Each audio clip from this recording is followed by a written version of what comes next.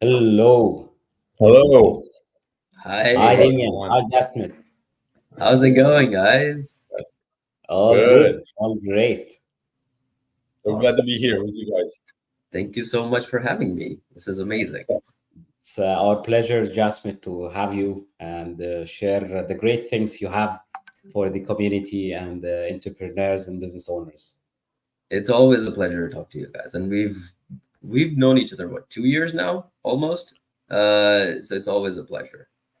Yeah, I think more than 2 years. Maybe Yeah, more. Maybe more. Time goes fast. Time flies. Time goes really fast. Yeah, almost 2 years now. Always a pleasure. perfect. Amazing. Amazing. So let's start with the quick introduction about Cogya. Just to let our audience know about the company, what we are doing, what we are offering. Then we'll go to the details of what we have in our agenda today with you, Jasmine and Damien. Just to give you a very brief introduction about Cogya. Cogya is a one-stop shop for entrepreneurs. That's simple. Even the name itself, we help entrepreneurs, we help idea owners and early stage idea owners to convert their ideas to an actual product or actual business as well. It's not only building MVPs or just doing some sprints or development for some applications and products, but as well the operational side of running a business by our expertise, by our partners, providing an ongoing collaboration, ongoing consultation and advisory for our clients. That makes the full value of making your idea a successful business, not just an application or a product. That's in a nutshell. People, please, if you would like to know more about Cogya, you can just copy, check the website on our company channels on social media, or just Google it, cogya.com, cogya.com. So let's move to the important thing. Let's know, Jasmine, please, Jasmine, tell us and tell our audience who you are, what you are doing, what are your backgrounds. Okay. Wow. So a lot of background. So I've been in hardware and robotics for about 15 plus years. I started off as a student and then went on to do self-driving and humanoids. And then I started multiple companies within that space, including India's first tech maker space. I was pretty much selling products to everybody who's making something related to robotics or IoT or hardware in India, including Amazon, Nvidia, their R&D units, universities, everybody. And then I moved to Canada, and I wanted to focus more of my energy into investing in startups rather than building them. I got to a point where I was like, oh, I think I need to I find this more exciting, and I Mhm. want to build that ecosystem. So that's how I kind of ended up there.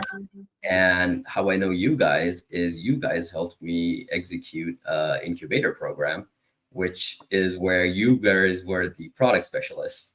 And so that's why I was like, oh, I was like, these guys are doing perfect when you started Cogya. I was like, oh, this is perfect for them. Uh, you have the technical expertise, you have the business expertise, you have the pitching expertise. So I was so excited to see when you started Cogya, and it's been amazing to be a part of the team a little bit. Thank you. Interesting. I think we have a surprise at the end in our talk today. Damien will share with us more detail about it. It's a very new and unique tailored program, or we call it Launchpad. Damien will talk about it at the end. But let's start. Damien, I think you have the first thing and thought in your mind to ask Jasmine about. Yeah, just jumping on the other adjustment, we have like the same. What we appreciate is like the same global mindset, and one thing that matches all together is like contributing to this community, entrepreneurs community, and launching. So that's what gathered us.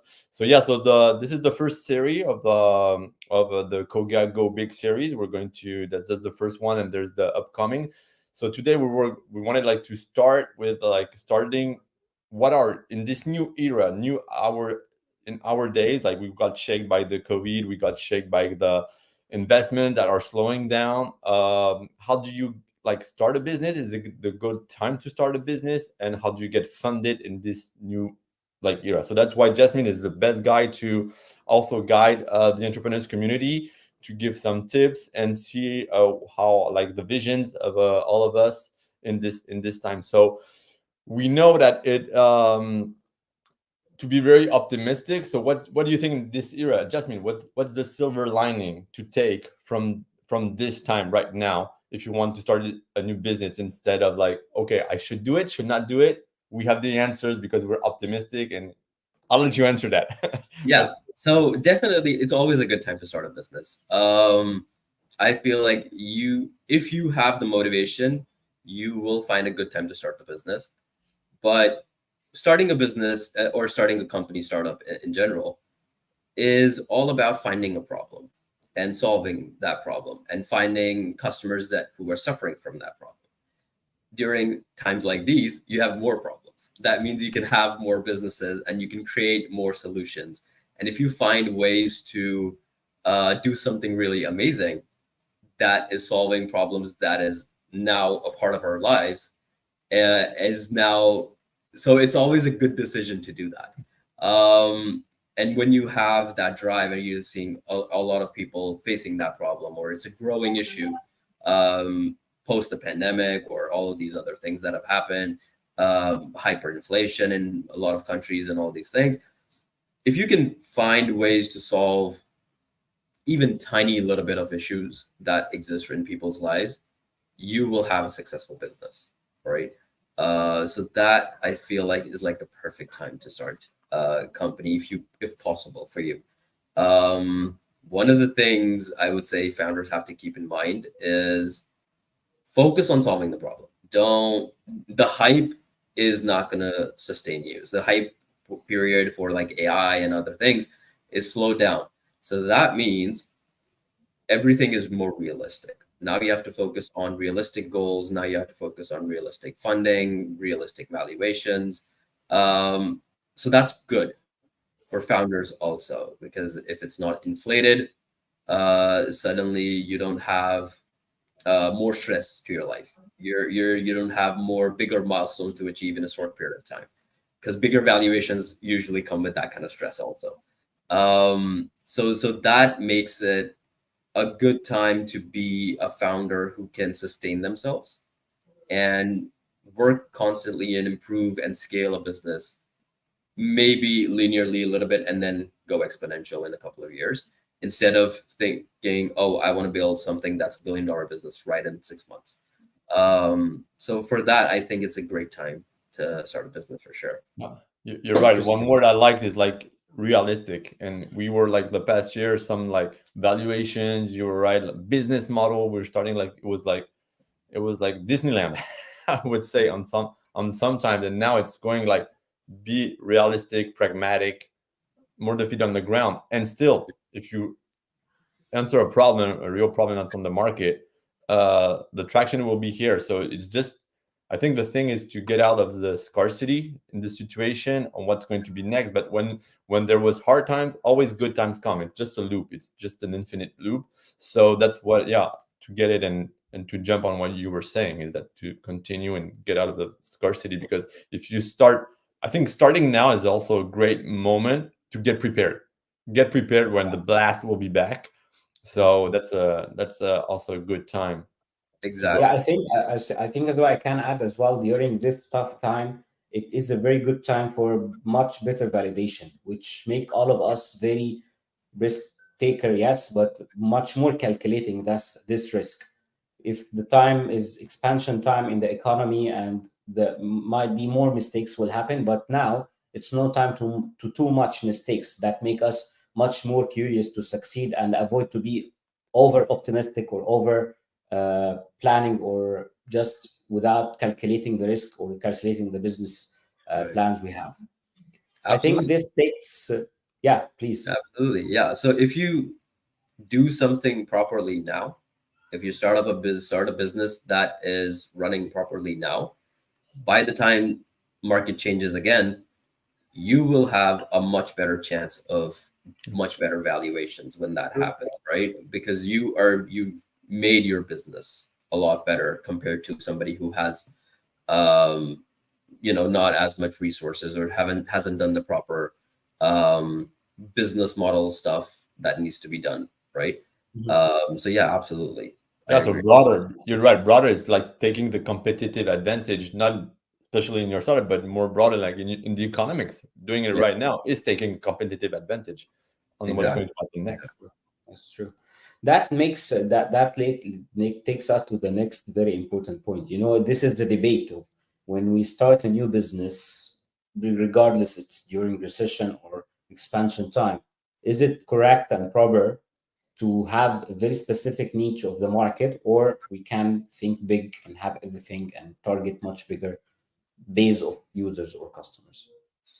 I would say it's kind of both. You have to figure out what is the current market and where is that market going in 5 years, 10 years? What does that look like?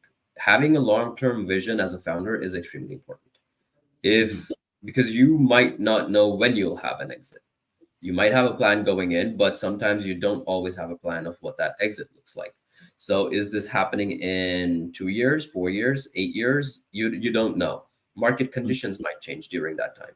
For example, if you're aiming to get acquired at a certain point of time, or you're building to something that might get acquired, at that point of time, if it's not a growing problem, you will not get acquired. You will not get the amount of exit that you want, or other competition exists in that space. So you want to make sure that you know exactly what you're doing now, and seeing, okay, this is an increasing trend. What are the things that may accelerate this to a point where more people will have this problem? Or how will this company grow in like 3, 5, 10 years, right? So I think that's an extremely important view for a founder to have. Okay, interesting. That this could be like one of the mistakes, I would say, for some people when they start a new business. The product could be very attractive for a big or huge customer base, but at the beginning or starting a new business, it's very smart to select one of them. Even you Mm, have a plan to expand at a certain time, but the start should be focusing on one kind of persona or user type. absolutely, yeah. You can't just think about right now, because if Mhm. you're thinking about only right now, um, things might change, and things always do. For example, if you're in the housing market, real estate prices go up and down, right? So you have to make sure, okay, what happens if this happens? So those kinds of scenario and strategy building is extremely important. Mhm. Making sure that you figure out what the world might look like Mhm. is very important for certain types of businesses also. For example, in immigration, Mhm. Canada has a lot of immigration, and other countries also have a lot of immigration things going on.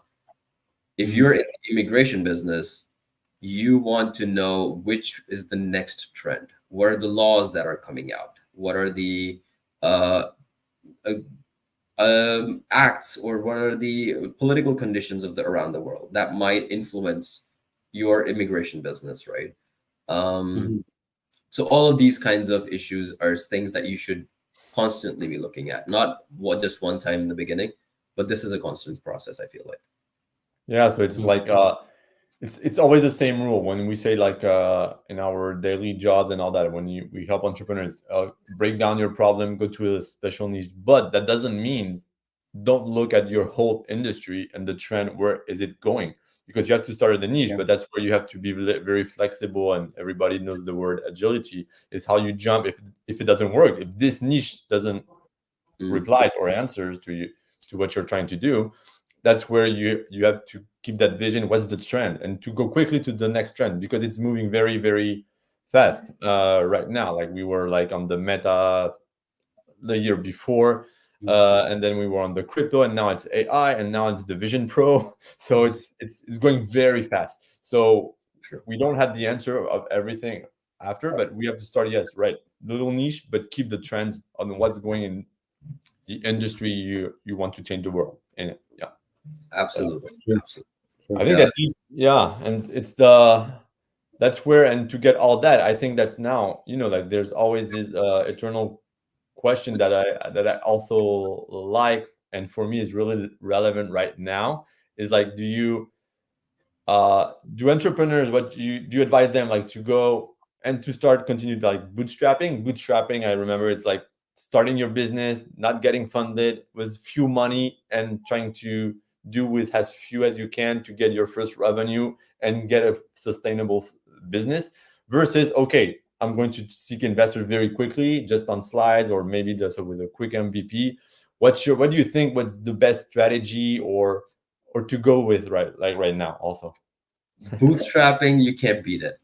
Because Yeah, if you're bootstrapped, you are the hungry king of enough. the world. You know exactly what you're doing, and you can experiment with all your money. There's nobody controlling you, right? There's nobody dictating your direction. So not all businesses are fundable by like investors. Sometimes loan makes a lot more sense. But if you're in a high growth market where you are seeing something that's a growing problem, and then you might be venture backable. Otherwise, angel investors and PEs exist for all different kinds of things. Loans exist. So the funding avenues might change. People think of this as like, oh, maybe angel and VC investment is like the only route for me, but not specifically for all kinds of businesses. So thinking about which route to take is important, and getting the right kind of funding is important, because what is important to you? Do you want to maintain control over your whole company? Do you, if that is the goal, then you are not venture backable. Then you might want to take a loan, or take grants, or take other kinds of forward funding, which are non-equity funding. um, so that's one thing that founders have to keep in mind. If they could bootstrap for a certain period of time till they figure out, okay, this is the business model that works, this is the product that's working, this is the service that we're providing that's working, and then from there on raise funding, the right kind of funding, then they have a much better chance of raising that funding. You might get to a point where you've bootstrapped, but if you're raising the wrong kind of funding, it'll still be difficult. So the match has to still be there. But yeah, building a sustainable business, if you can build Right, it, that's right. funding will Yeah. come easy in whatever form it is that you want, right? It will come Mhm. easy as long as you have great cash flow, as long as you have uh, great potential, the market is growing and you're building something growing slowly. You might be growing slowly a little bit, but it's sustainable.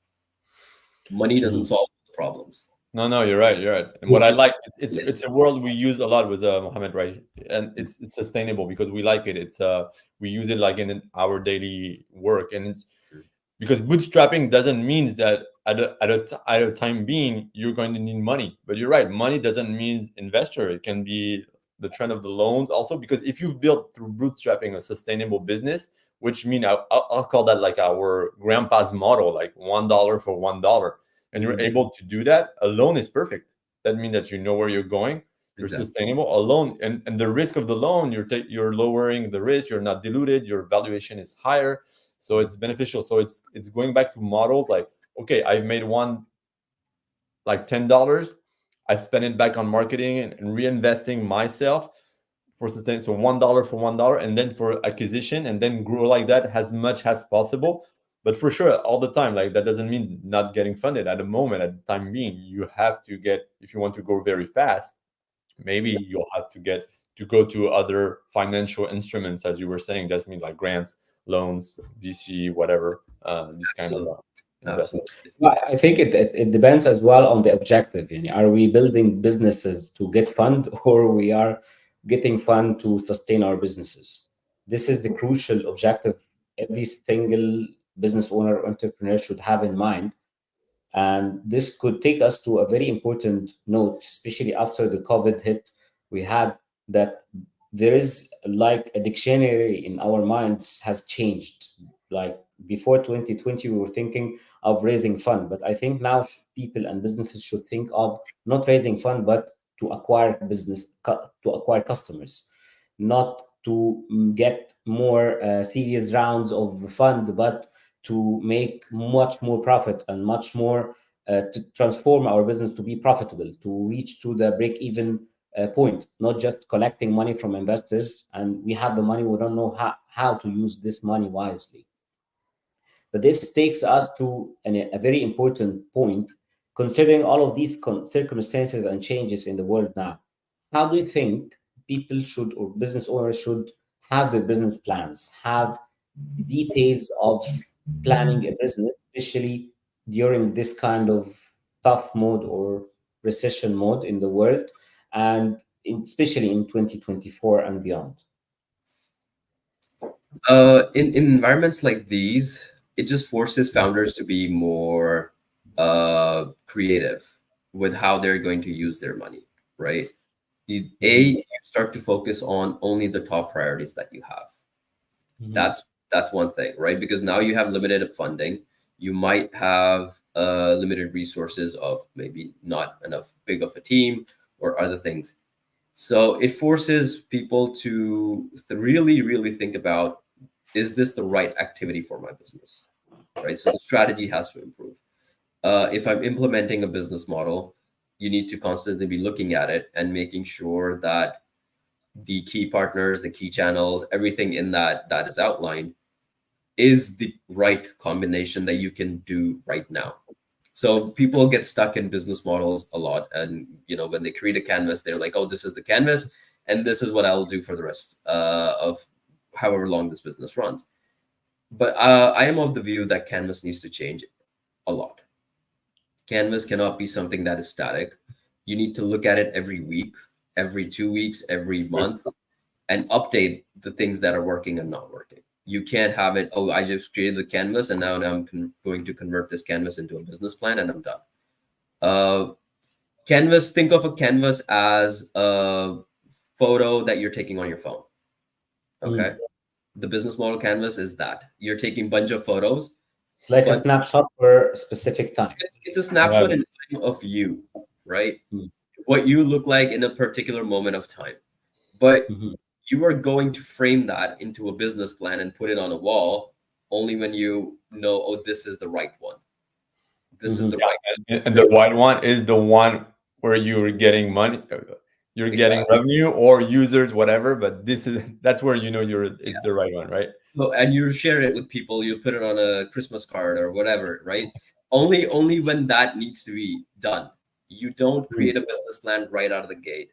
You do a lot of experiments on the canvas before you get to that. So take a bunch of pictures, figure out which is the right one, and then implement that. Continue to implement that one, right? But that also changes every 6 months, every year.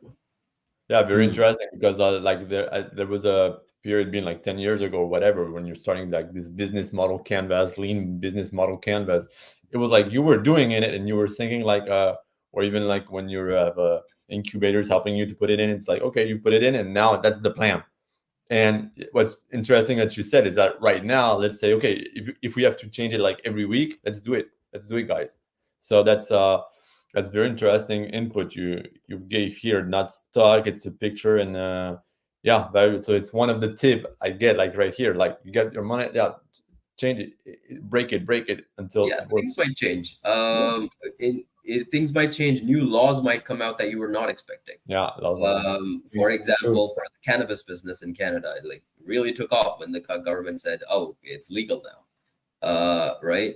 And other businesses suddenly become legal. Crypto, people were struggling with crypto initially, and then governments started to take a look at it seriously. Some governments have promoted it. yeah, Um, that just changes the kind of business that you're doing. So in the location that you might be at, or your circumstances might change, your partners might change. If you have a partner, their business shuts down. Now you're yeah. left with nobody, right? So you have to have backups and all of those things. So it's constant creation of figuring out, okay, what is the right model for me? And then when that starts to work, You're you right, and it's also as you were saying because the I know that for example you were saying like partners or your providers that you have on your business model Canva like the years before like the SMEs were shaked also and you were not so you needed like your plan A plan B also on your not to have the there's also the bargaining powers of the suppliers and all that but what happens if it doesn't go I've put it like one partner one supplier no don't stick to it because they were also shaken so they can play with the price and all that. So that's very important. You're right to have all these plans or switch it or be. That's what we were saying before. Like keep it up to all these these trends and see the absolutely, what's happening on your market. yeah, and you have I think as well. I yeah, you think have as well the business plans should be taken into the form of the validation part, business canvases or whatever theoretical business plan. At the end, you're having some hypotheses in your mind, but you're not 100% sure would this work in the market or not. That's why we're always advising our clients building products and services for your clients, not for yourself. The end, you're assuming something, but the customer and market have another validation point for you to tweak or change whatever idea you have. Yeah, oh, and that's your absolutely. tagline. Don't fall in love of your idea, right?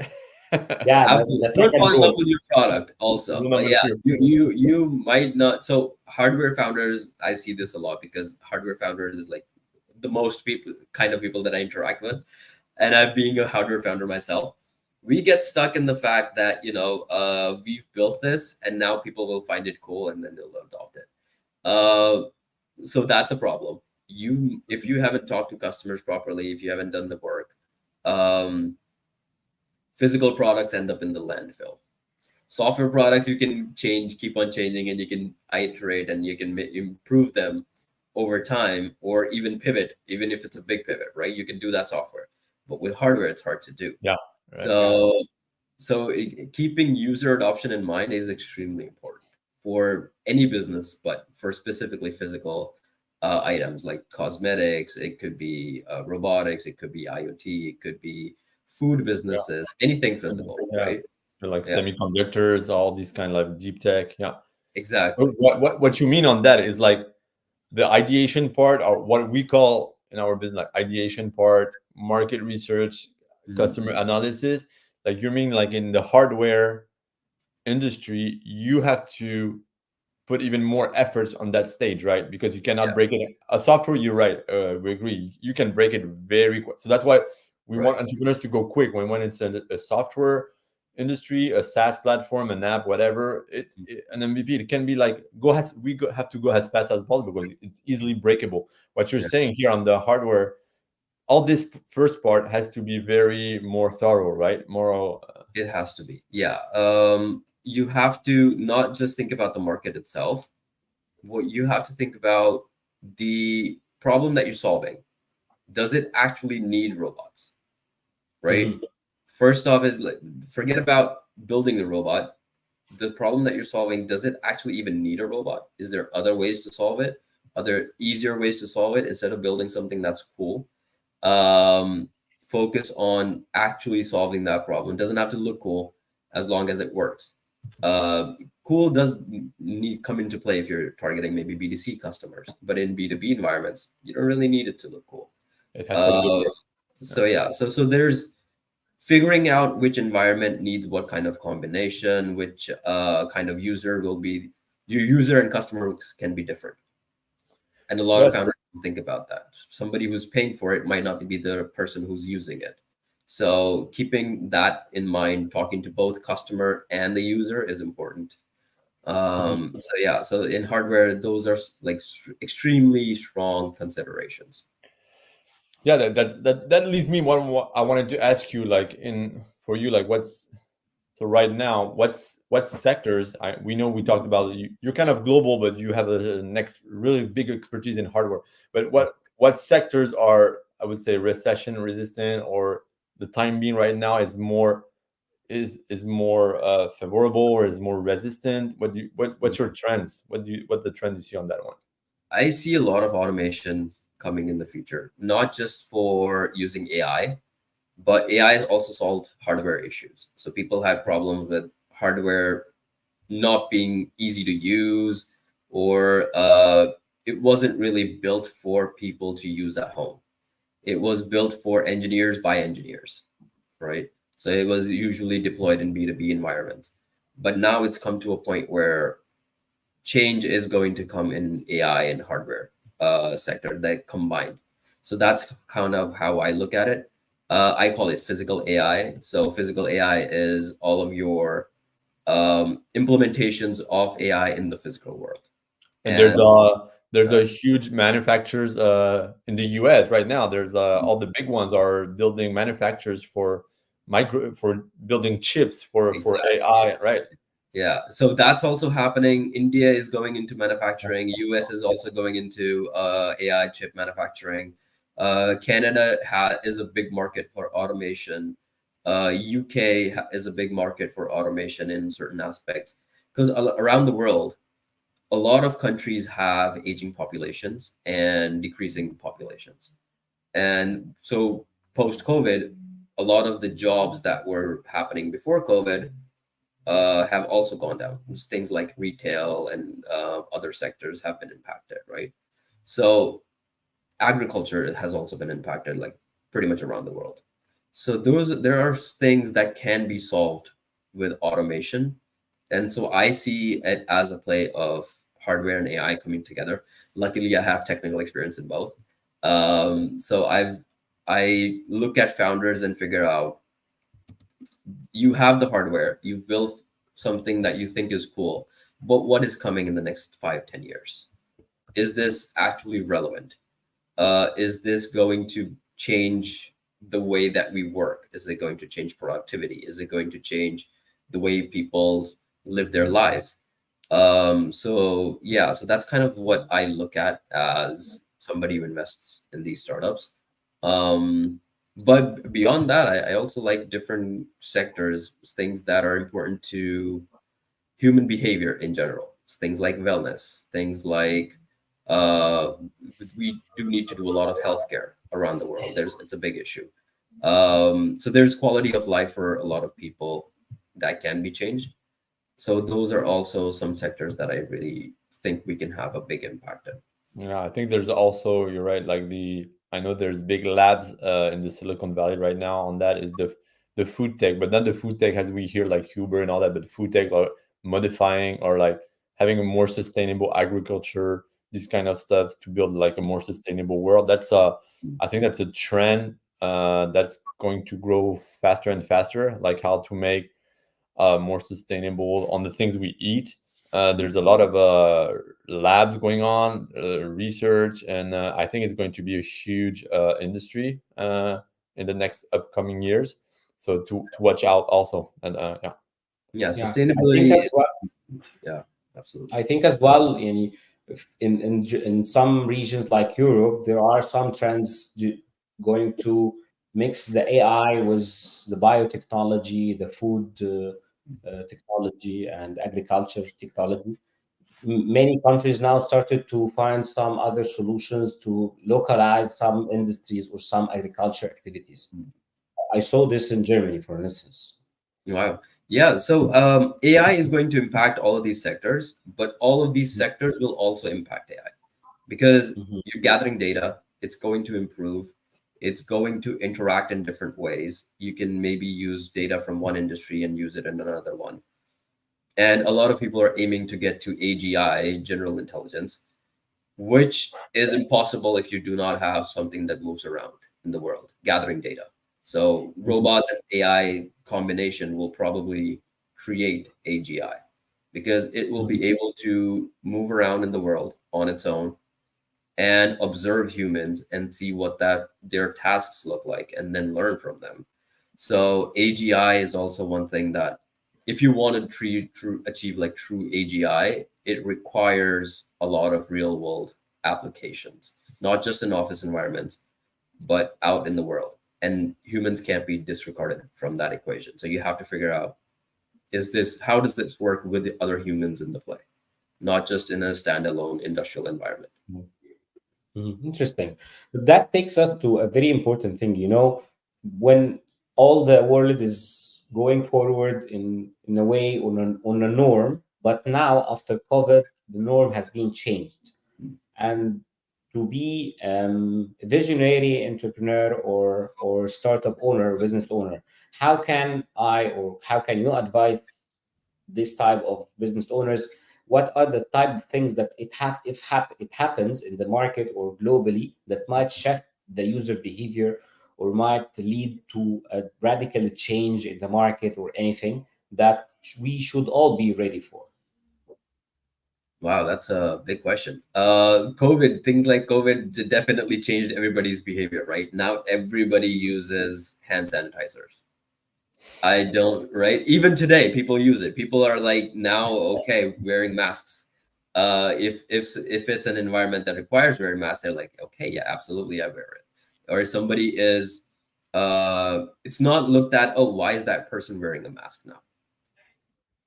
It Mhm. seemed like, oh yeah, that's normal. That person probably has something that they don't want to transmit, so that seems normal. So things like that, big political changes can also wars, political changes of any other kind, can impact businesses, but they can either sink your business or create a new opportunity, right? For the medical field, COVID was a big jump. People, a lot of founders with a lot of talent who were struggling to go into that field, like figuring out, oh, how do I fit in, suddenly found this big problem to solve, right? So whoever was able to go in and create automation or create some kind of ways to improve doctors' lives or improve the lives of the medical staff suddenly was found what they were looking for. They suddenly had the idea. So vision just doesn't just come. You have to figure out, oh, this is what's happening around the world. This is where I can add value as a founder. And Mhm. I think this is what's going to happen if this trend continues. So it's a matter of keeping your eyes open. Yeah, and I think you're that what's happening now is of course AI, and we're all talking about it, but I think using AI is starting to be will have to be for me like the new normal. Not be scared of it because it's like when innovation comes, it's like oh we're scared, but no, but when it's new, everyone is kind of scared and what's going to happen. But we're going to look back like 5 years after in 5 years, it's going to be everywhere and even in our daily task. If you're resistant to like using or think of the work of a copywriter. A copywriter, they're all when it started and came, like it all scared all the copywriters. But what I Right. was saying with the people I was working on, the marketing teams, the copywriters, don't be scared. Use it, leverage it, go faster, do more. That's innovation. These tools will help us, and that's the new normal to Exactly. go faster, do more, maybe be more on the analytic part, like the vision to talk about it, like and put the foundation and maybe think more and all the things that were just like writing a 500 word article, which Mhm. is now you can do it in a snap. True. It's like it's putting your input and your vision, and maybe like reading more, putting more intellectual stuffs around it, and that will help. And so leverage these tools, that this new, that's the question of the Mohammed, like what's the new normal. New normal will be all that, like same thing, using all these tools and all that. That will be also the new norm, and not being scared of it. That's my opinion, but Absolutely. Like, think of it this way. Think of the accounting world, right? We used also to have people doing accounting on paper and registers. We had ledgers, we had actual ledgers and registers, and people, it was somebody's job to write that down. And then somebody would check it, and then somebody would say, okay, that's a mistake. Go back and do this. Then came computers, right? So came computers, we had Excel, then came Tally, and then came all of these other softwares that kind of just improved the flow.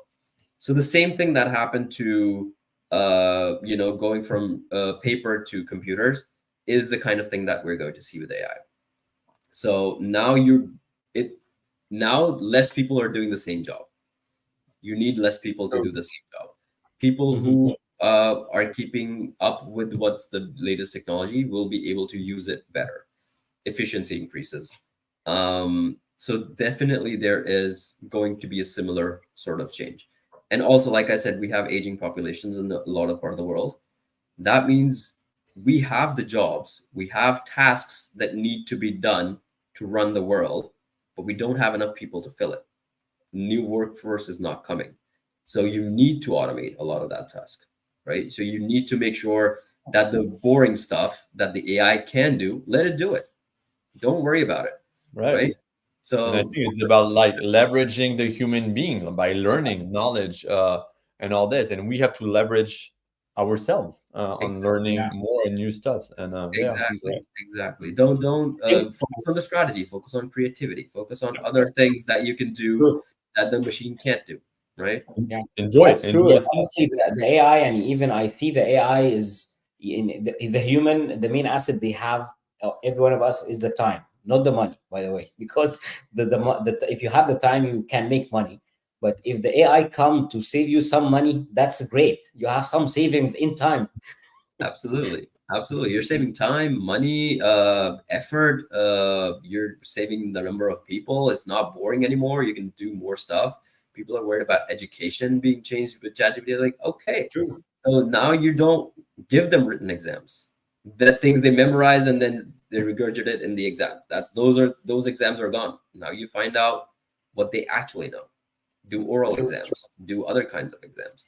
So there's all this change that will happen, will create something, a new way of lifestyle for a lot of the countries, I feel like. Yeah. And Amazing. on a on a new, I wanted your input, like from the even from the beginning. One of the question I wanted to ask you before is also, since you're we know you're an investor. That means you're working with a with VC. You're investing yourself. Like how this landscape has changed. And that's the first one. And the one I jump on what you were saying before on the sustainable business.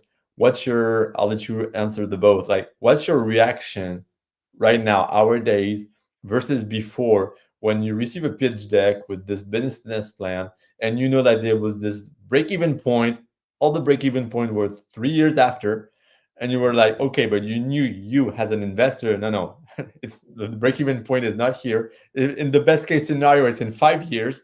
And Right. now, but it was fine. Like a few years ago, it was fine. Okay, let's go. Let's still put the money. We'll see how it goes. Pre-seed, seed, and it will go. Now it's getting tougher. That's the conversation we had before. How do you react now when you see still like, okay, break even point in 3 years?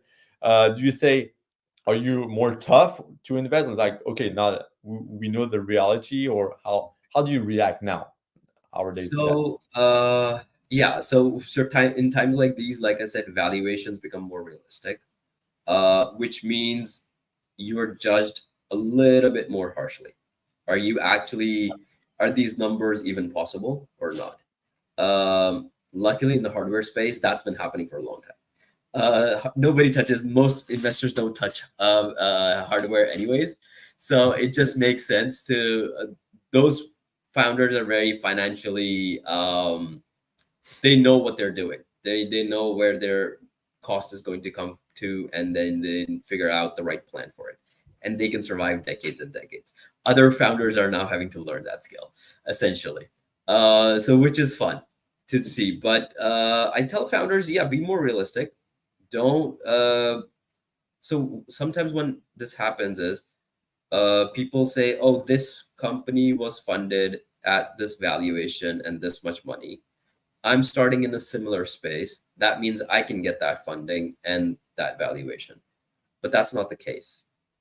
You don't know what that company's moat was. You don't know what their USP is. You don't know what their traction might be. You don't know how many big customers they have, things that you don't know about that business, right? So you need to make sure that your valuations are realistic. You can't just raise funding based off of, oh, this is a comparable business. Maybe they started 6 months before you did, right? So they have a lot more going for you compared to you. They have a lot more customers. So focus on making sure that you get to a point where you have those things figured out. You have your business figured out. You have your strategy. You have your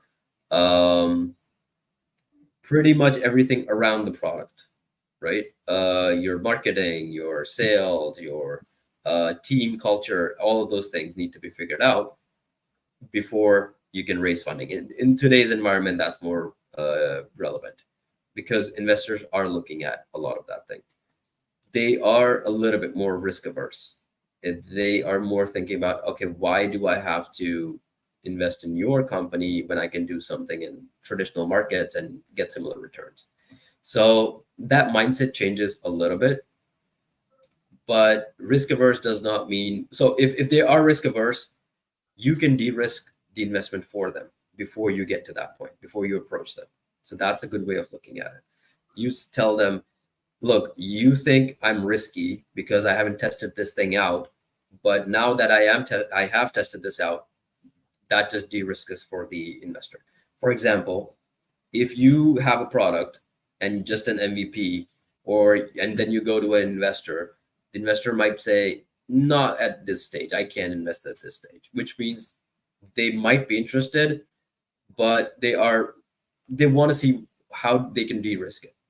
And when you go to them, oh, I have this MVP, but I know I also have customers and I have this much feedback and I'm making improvements on it, that tells the investor, okay, this person actually is got much further along in the process. So it's a way of de-risking it. So there's several strategies that the founders can use. And the more they do, the better it is for them when they get to that deal. And so it's more de-risked. But yeah, in hardware, that's always been the case. But in other sectors, that's also Right. in times like this, we start to see this in other sectors too. That's what we're saying. We'll go back at the end, but that's what we thrived for, and that's what we created. That we'll come back to it. I'm just jumping before, but it's exactly what you're saying. That what we created that launchpad, and we're saying to the entrepreneurs we work with is like before having the MVP was fine.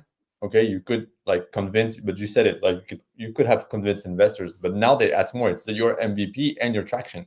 Mm-hmm. So the MVP is the real minimum, I would say, not viable product, but minimum, I would say, investment asset you must have to go and raise. And that has changed because before it was just you could raise on pitch deck that was working, and now it's MVP. And you just said it, and we totally align with that. It's your MVP and the traction with it. Either it's of course revenue is the best. But is your business model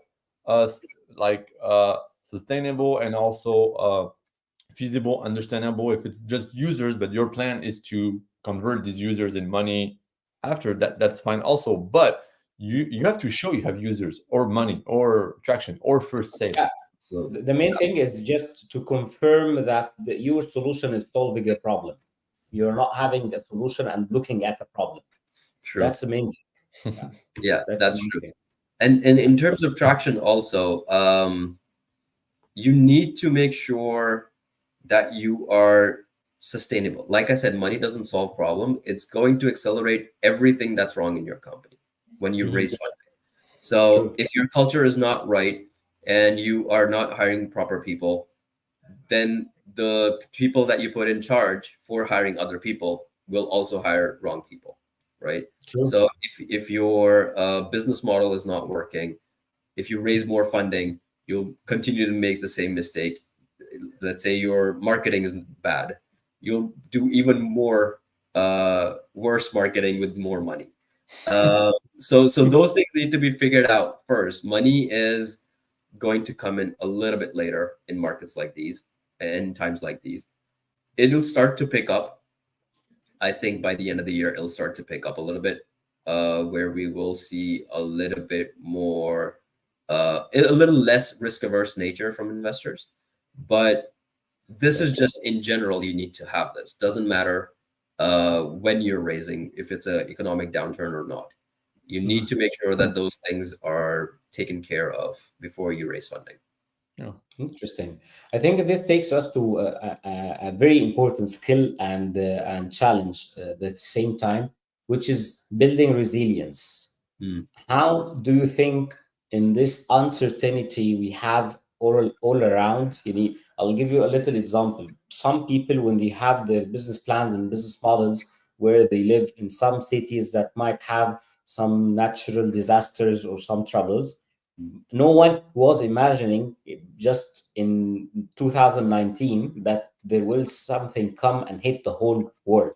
Mhm. But now it's very normal that when we do any business plan and any strategy, that might there is something much bigger than all of us that affect the whole world.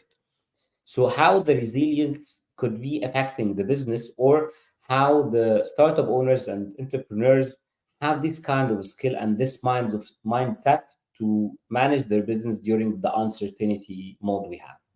It definitely comes down to the founder, right? In early stages, especially, if the founder is an optimistic person, has a proper goal in mind, is keeping that in mind, they will do everything that they can to make that business succeed. So it and you kind of have to be a little bit crazy optimistic to get to that point. You have to be like, I will do this no matter what. I don't care if I raise funding or not. I don't care if I think this is a big enough problem. I know I can solve it. I am undeniably the right person to solve this. And that kind of attitude and confidence level is definitely required, which is why early stage investors also look at the founder, because that's important. If this person is not going to survive, or is going to back down and not try at the first sign of trouble, he's just going to leave, then that is a bad investment for the investor, right? So I Mhm. also look at that. I have a background in the sort of a nerdy inclination to psychology, which is how I sort of became a dating coach. But that's another I story. was saying you're global. All your skills. Yeah, so that's a different You're story. adding something I didn't knew. That led me into that field, but I use that as a way to figure out, is the founder the right kind of founder? Will he do anything to make his business successful? Because founders come from all different backgrounds. They don't have all the knowledge in the first moment when they start the business. They might only know the product, they might be strong in marketing, they might be certain things that are outside of their field of expertise. But that willingness to learn and optimism is extremely important, Yeah, right? and Because I think also the optimism you're saying, like it's related to how strong they believe in their vision, in their product, and what they want to build. exactly. So you have to constantly make sure that, hey, I will do this. We will survive this. There, we will figure something out, right? When we're doing this. So that's extremely important. So that's how I But look I at it. think I Sometimes. think optimistic, they're realistic optimistic as well, Yeah, because if if we have this resilience in the mode of falling in love in our ideas, that will make us feel fall in absolutely. the trap of failure. But we have to think about the business itself, because we might shuffle and pivot the whole product and service, but at the end, the entrepreneur or business owner should have the plan or the vision for the business itself, not the service or the product. Absolutely. Optimism in what the business will become, realistic Yeah, in what the business is right now. Let's just put it that way. amazing. Yeah, Yeah. Right. I think that was kind of the end word because I don't want to be the timekeeper, guys. But We're I think doing we thought we were at home and in the couch just chatting Yeah. together, but we had to go. this is I awesome. think we can check if there are some questions. If anyone would like to ask us in the comments, please, guys, feel free to ask. We can take your questions. Um,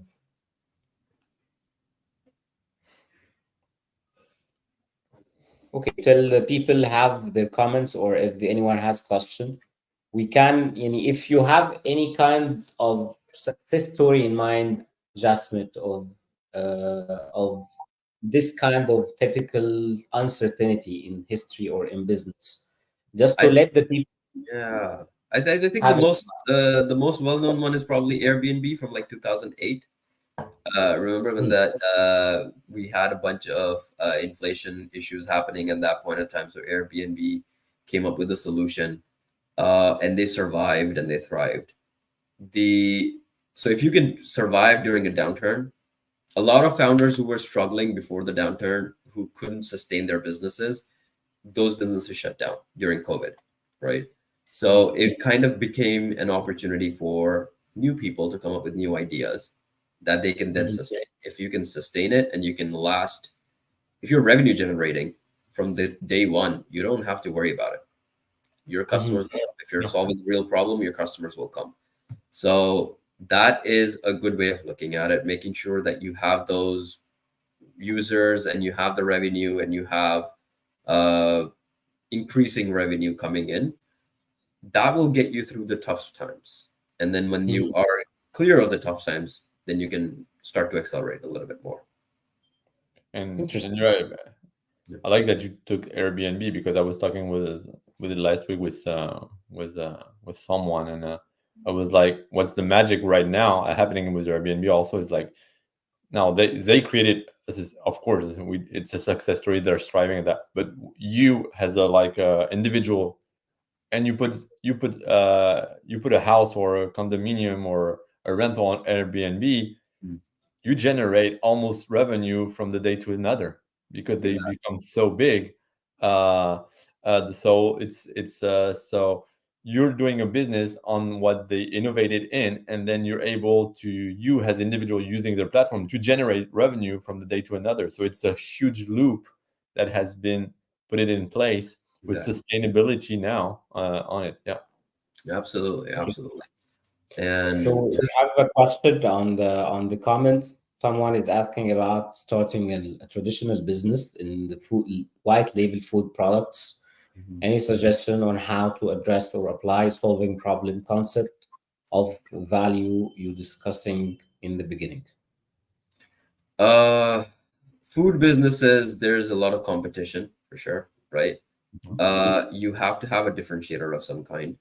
You have to figure out why are you in that business in the first place? Because when you figure that out, all of your marketing will line up.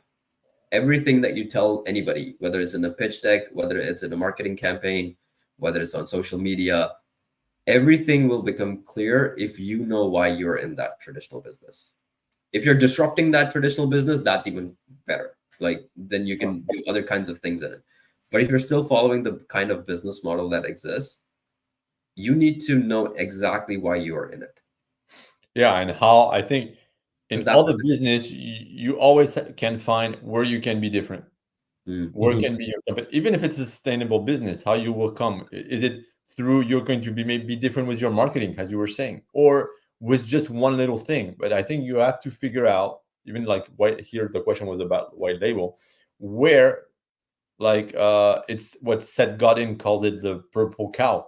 Mm. Find your purple cow in it, like in that way. So I think that's a thing to start like to in a nutshell. We cannot go Yeah, deeper. absolutely. You have to figure out why you're in it. If you are not doing that and you're in sort of a traditional business, then there is no differentiator, right? Mhm. You are the differentiator in that business. Yeah, right. So you being motivated enough is going to determine everything else. Your team, the way you do things, the marketing, the strategy, everything is going to be different based off of why you're in it.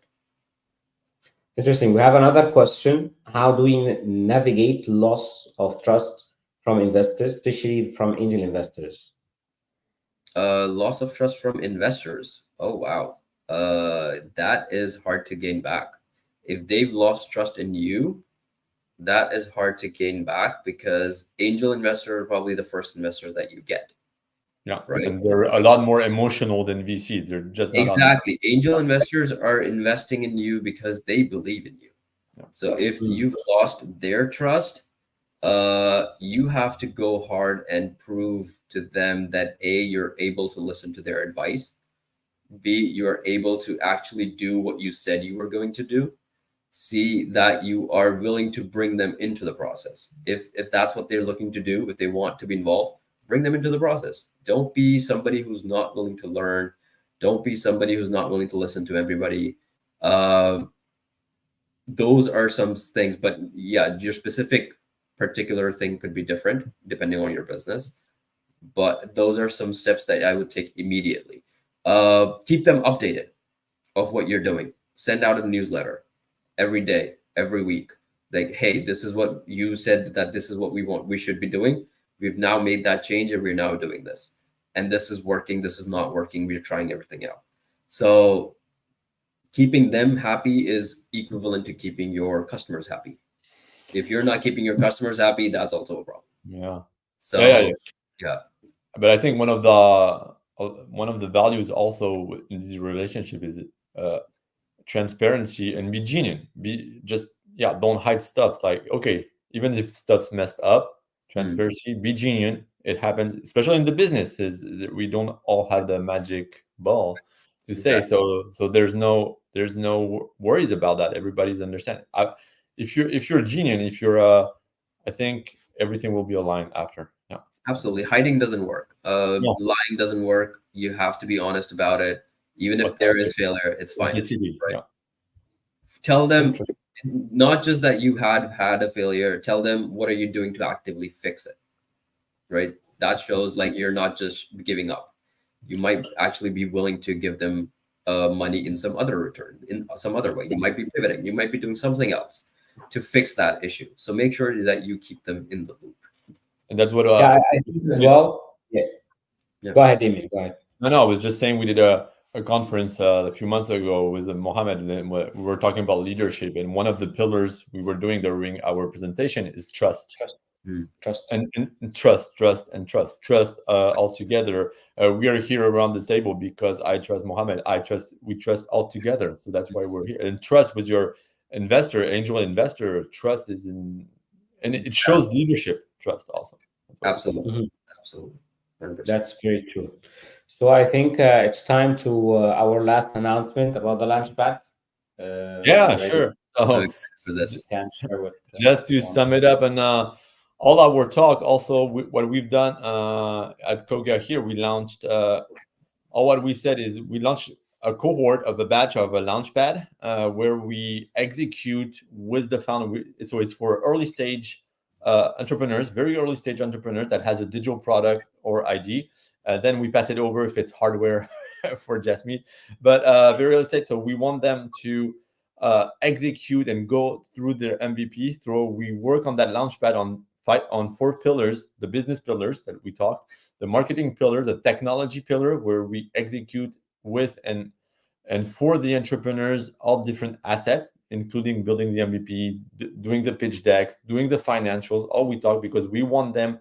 And also the last pillar is advisory, with one of our partners, Jasmine, this year is one of our advisors, and we want to take these entrepreneurs to their first revenue. So that's what the talk we had, like generating sustainable revenue. That's one our goal during this this launchpad, and getting their first pre-seed funding.